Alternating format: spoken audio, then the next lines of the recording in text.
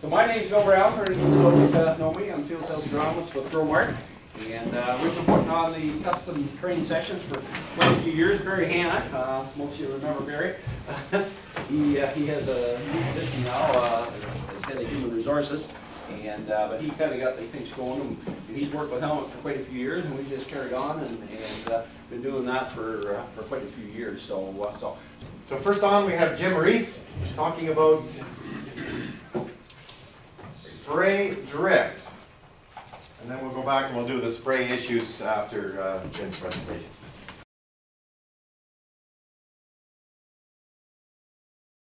So now the other question I have is, so if Roundup did that to my spray solution, Roundup's just a soluble formulation.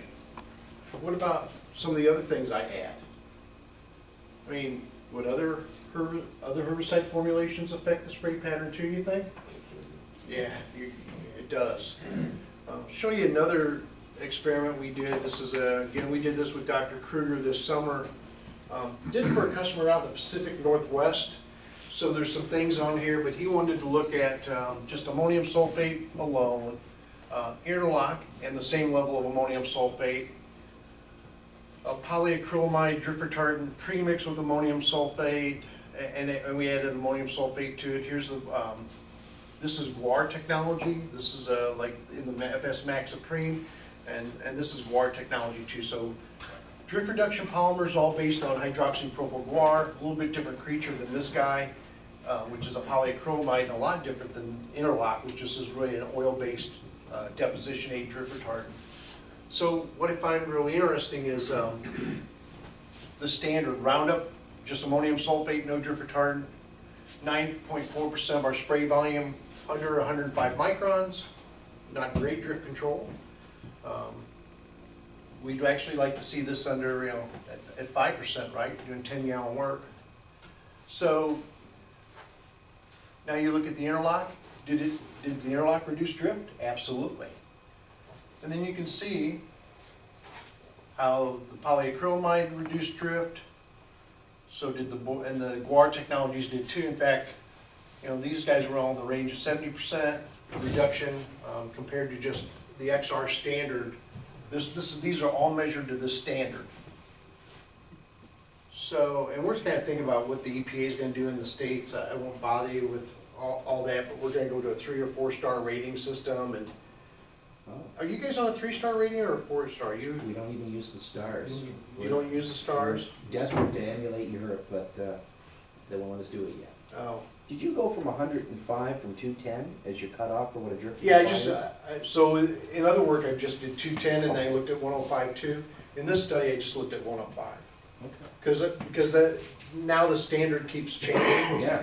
So the EPA, the standard, they're probably going to adopt in the States. I was just at a meeting last week about this. I thought it was 150 they were looking at, weren't they? They're talking about 105. Really? 105. That's going to be tough to pull off. Oh, it's, yeah. Yeah. Yeah. Yeah. So that's, and they want to do a 3-star rating like Europe, and we're saying 4-star rating because 3-star rating doesn't give you any credit for reducing drift up to 25%. Do you want to explain to them what the star rating is? Like they've never heard of this.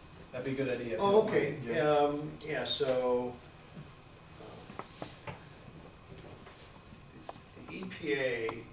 So Europe's on this star rating where, and now the U.S. wants to move to more quantifiable drift control, right? Yeah.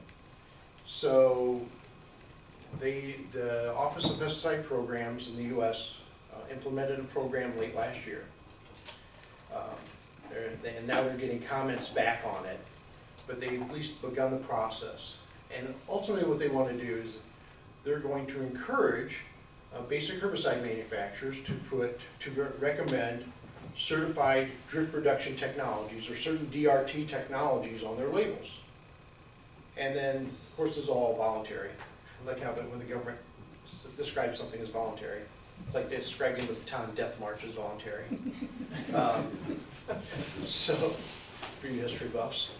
So, the EPA is going, saying now to DRT providers, drift reduction technology, it's a term, if you guys aren't familiar with using the term DRT, get used to it, because it's gonna come. Drift reduction technology is anything that can reduce drift. So a nozzle could be a DRT. A drift reduction adjuvant could be a DRT. If you want to put a shroud on your spray boom, that would be a DRT, you know, a curtain, if you wanted to do that. And now the EPA is saying, we're going to build this standard. So what they've been talking about is Roundup, using Roundup Power Max as the standard, with an XR nozzle, and then measuring against that standard. And now we're looking at the reduction in fines and measuring it at the 105 micron point.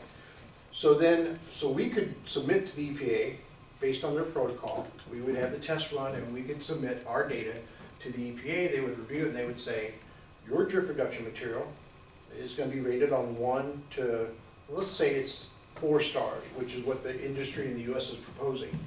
A 1-star rating is, I reduced drift, or this material reduced drift compared to the standard up to like 25%. And a 2-star rating would go from 25 to 50%, a 3-star rating would go up to 75%, and a 4-star rating would be anything that reduced drift compared to the standard, 75% or more. And along with that, you get to reduce your setback areas. So if I had a 200-foot setback area to begin with, and I can reduce the drift 25%, maybe now the label lets me not, it doesn't make me have a 200-foot setback, now maybe I get to have a 150-foot setback, better, right? And if I have a 2-star rating, now maybe I'm down to a 100-foot setback. And if I have a 3-star rating, maybe it jumps clear down to a 50-foot setback. And finally, that's the boundary of my field. If I was at a 4-star rating, maybe I only have a 25-foot setback. So Jim, we've got that now. And I wonder how many guys in the room here even know that. Well, you have it on some herbicides, right? We've got it, the feds released a program 2 years ago now, where depending on what drift reduction technologies you put on your sprayer, you can reduce the labeled buffer zone by a certain percentage. So the speed that you drive, the wind conditions, whether you use shrouds or not, or an air assist system, what they fell down with is they don't have the nozzles worked into it.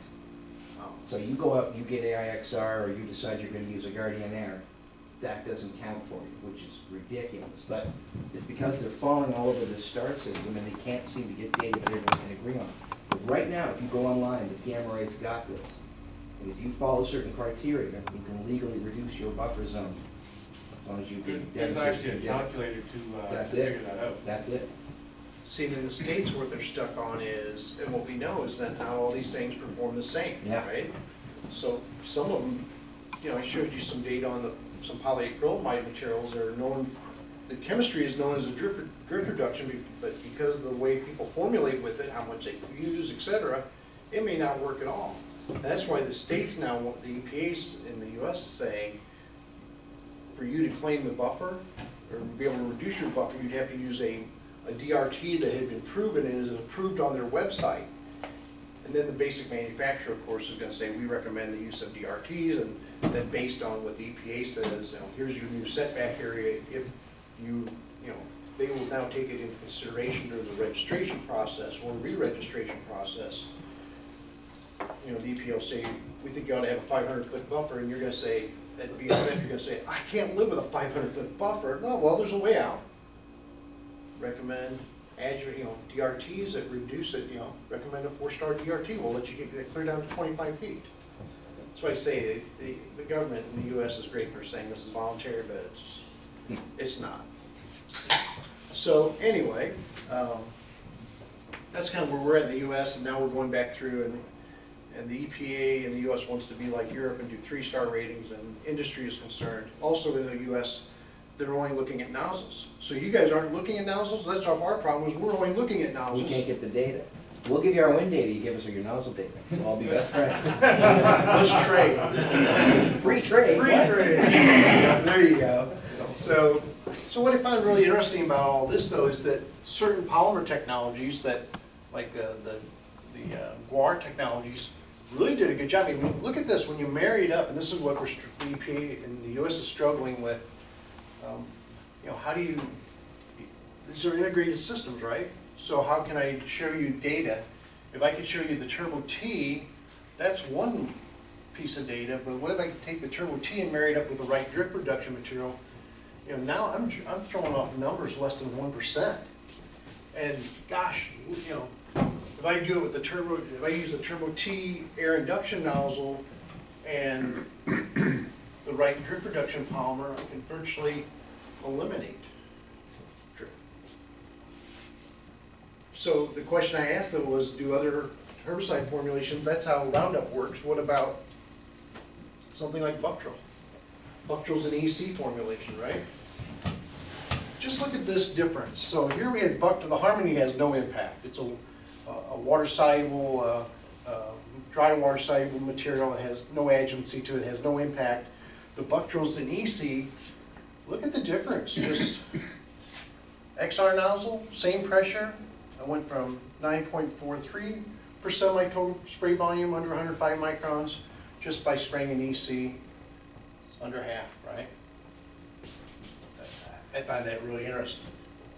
And then, actually, so I told you, I would warn you, some of this stuff doesn't make farm boy sense, farm boy logic. Some things actually go up. So, but with the Turbo T, so I see this huge decline with the XR, but I don't see this huge decline with the Turbo T, do I? So what XRs doesn't necessarily apply to the Turbo T. The air induction nozzles, here it went down a bunch with the AXR, but the Turbo T air induction was so low to begin with, really didn't have much impact. Of course, what I worry about now too then is, I mean, here you could argue, well, hell, Jim, why don't we just make big drops and call it a day, right? I mean, I could virtually reduce drift if I just go to a Turbo T air induction nozzle. I throw maybe a little bit of drift reduction material in it too, but why don't we just do that? Would that be a good idea or a bad idea? No, you probably don't kill nothing. Exactly right. Yeah, I mean, that's the risk, right? If you put your thumb over the end of the garden hose, yeah, you got really big fat coarse drops. Do we lose weed control? That's the risk. We do. When we make really big fat drops do something. They bounce. So this is high-speed photography, and it shows untreated droplet just before impact, how droplets actually hit, and they kind of pancake out, and then almost like look like a donut. And then, unless you change the rheology of that droplet, it does this. It snaps back together and jumps off the leaf. And it's the speed of retraction. They actually, guys are a lot smarter than me, not hard to find either, by the way. They can actually measure that speed of retraction. And and once you get over a certain threshold, the faster that droplet retracts, the more energy it has to throw itself back off the leaf surface. Some polymers do a good job of putting like a brake on that retraction speed. So I always thought about, I always admired the guys who could slam dunk a basketball. My dream to be able to slam dunk a basketball. Never happened, by the way. And I went to high school with kids who were shorter than me that could actually dunk a basketball. And I went to school with kids who were a lot taller than me and couldn't dunk a basketball. I thought, what goes on? It's the speed at which they can snap their muscles, right? That's why Michael Jordan could leave the free throw line, and it was, I mean, you look at those guys, their legs aren't huge. It's not like Walter Payton when he was playing football. The guy had 36-inch thighs. He had strong legs, but he couldn't slam dunk a basketball. So it's the speed at which they can snap their muscles. Droplets propel themselves off leaf surfaces at the speed of retraction. Some drift reduction polymer technologies are like putting 100-pound ankle weights on Michael Jordan. Not going anywhere. So I wanted to see how well this plays out. This is a study we did on Gramoxone several years ago, so good contact killer. And really we had customers, University or Kentucky implemented a rule on Gramoxone. They said, we got to do a better job of controlling Gramoxone drift. Way too much of it. It's a big no-till market. That's why they used a lot of Gramoxone. So the standard for years with Gramoxone was flat fan nozzles, non-extrafactant, and you can see across mouse ear, chickweed, horseweed, mare's tail, lamb's quarter, and a little barley, they got great weed control with Gramoxone. But I had a customer who came, a big distributor, owned a lot of retail outlets in Kentucky, and they started adding drift control to it, to be on label. And they said, does it make sense our leak control is going down? We think it is. Well, it did, so we did a study, and we said, wow, Brian, you're exactly right. It did go down, and look at, like on lamb's quarter and mare's tail, a big drop. And also then look at things like little barley that just didn't care. It's got a big fat spatula leaf kind of lays flat on the ground. It's real easy to get droplets to retain, but often wondered, you know, if I think about even mouse ear chickweed, where would those drops go? Chickweed's usually like a blanket, right? But lots of stems, little bitty leaves, big drops, not easily retained. And that's a good general rule. Big drops are great for drift control, but they're not easily retained by plants. Little drops, bad for drift control, but easily retained on plants, so you get generally better performance. So by just changing the polymer technology from this to hydroxypropyl guar, we're able to basically get the performance back that we've lost. So not all drift reduction materials are created the same. What's that, 10 ounces per 100 gallons? Yeah, this was actually it was a dry material, the way it was formulated at the time. It's now formulated as a liquid, but makes a difference. So here's something else I wanted to show you too. Ignite. Somebody mentioned Ignite earlier. So we did that study. We looked at Halix. We looked at Roundup alone. We looked at Ignite. Was one of the other things we looked at. Look at just how bad or good things can be. So here's FS Maxtra. We've got the same rules going on. And if you see green numbers, it means they were no different than the best treatment in the trial, statistically good weed control. When you see red numbers, things are getting worse from a weed control standpoint. So Ignite's kind of sensitive. You know, it likes good coverage. So here with the XR nozzle, I'm getting really good weed control. Am I getting good drift control? These numbers should be over 80. Couldn't get there, right? But I got good weed control. Here on the Turbo T's, I actually got good drift control, and I got pretty good weed control. But look what happens if I, so here, Maxtra, FS Maxtra did a good job on weed control. Got close to the threshold, but it's not quite there for drift control. But if I take that same adjuvant and married it up with the Guardian Air nozzle, was that a good plan? I went from 96% control of water temp down to 62. It was a really bad plan. So there's this interaction, right? Choosing a favorite drift control that really worked well for me with my Turbo T, or with my Turbo T nozzles, and then going and telling my farmer friend, hey, just run this Maxtra stuff with the nozzles you got. If he's running Guardian Airs, is he going to be happy? No. So there's a lot more to think about in all this. It is matching the adjuvant with the nozzle to get the best overall outcome, both drift reduction and weed control. The FS Enact, we know it does a nice job controlling, managing water hardness for glyphosate. And we know we can get good drift control out of it, especially when we match FS Enact DR when we marry it up to the Turbo T's or the AIXRs. That's really the best fit for it. And this whole thing about being able to match nozzles and adjuvants and is kind of important. The adjuvant that works really well with my Turbo T nozzles may not work so well with my XR. Or if I think I'm getting great drift control, and you are with XRs and Turbo T's, for example, to say, or excuse me, with Turbo T's and FS Enact, for example, and then turn around and say, well, I'm going to throw it in with the XR and expect the same level of drift control. Not going to happen, is it? So.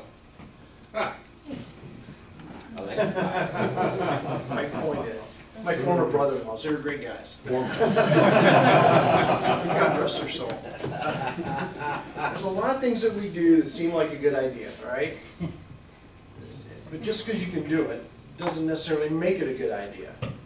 And when you start thinking about matching up nozzles and attachments, just, you might want to dig into it a little bit more before you run out and just put the latest, greatest, newest nozzle on your sprayer.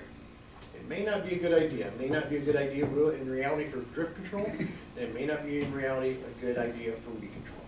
Appreciate your time, guys. Thanks so much.